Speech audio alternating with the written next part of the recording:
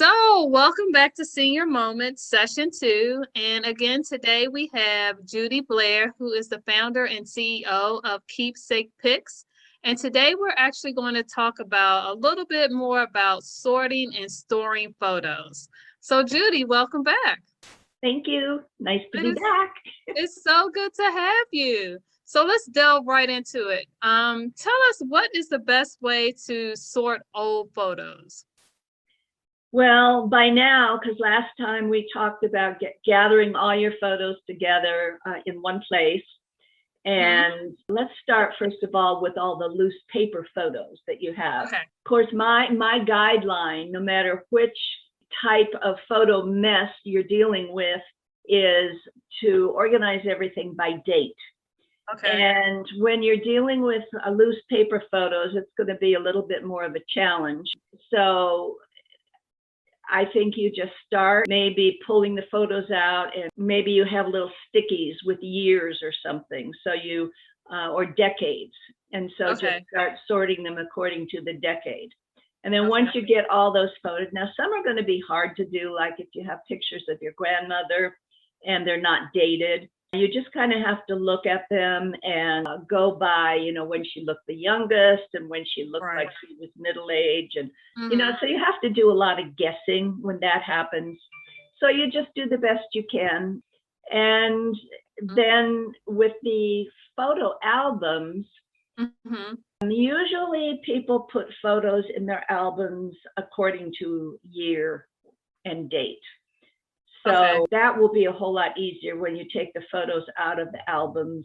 You just keep them in the date order. So that's the basis. Got it.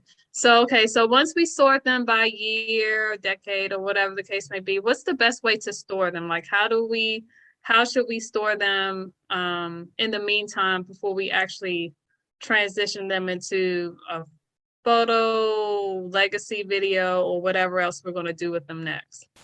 Okay, well, the whole reason for sorting all your photos is to ultimately scan them, to digitize them, so that we can work with them on the computer. Okay.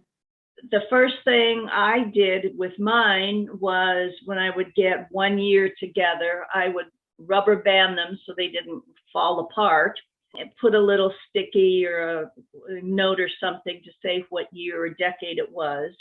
Okay. And then I put them all in these photo boxes that you can buy at Michael's or any arts and crafts store, just to keep them safe until I got around to scanning them.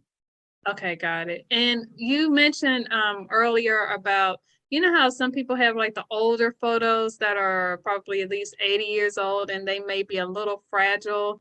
How do you suggest that someone stores those type of photos? Because, you know, like the more recent photos that are printed on regular photo paper, they may be a little easier to manage and put in rubber bands around them.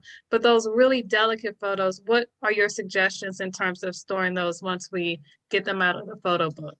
Those most likely won't be the ones in the photo books. The ones you're talking about will be probably the loose photos.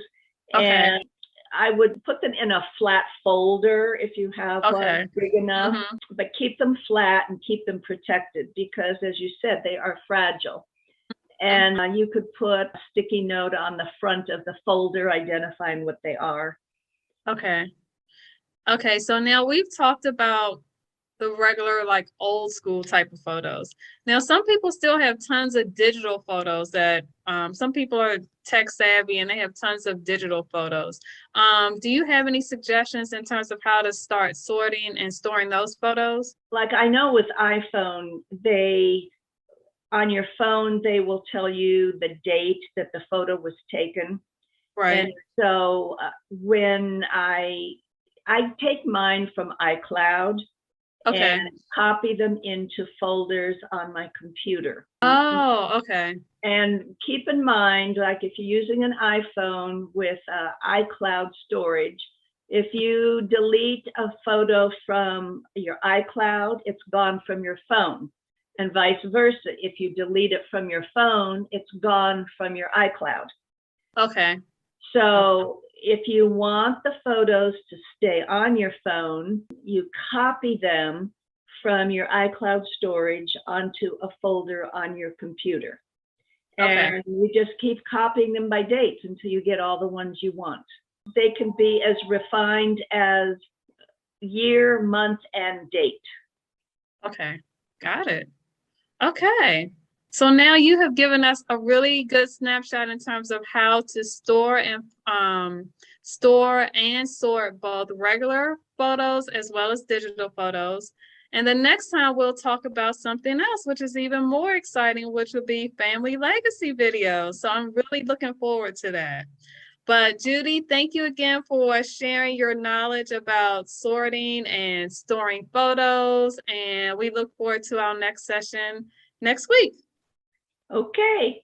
Thank you again for doing this with me. It's been fun. Thank you so much. Take care.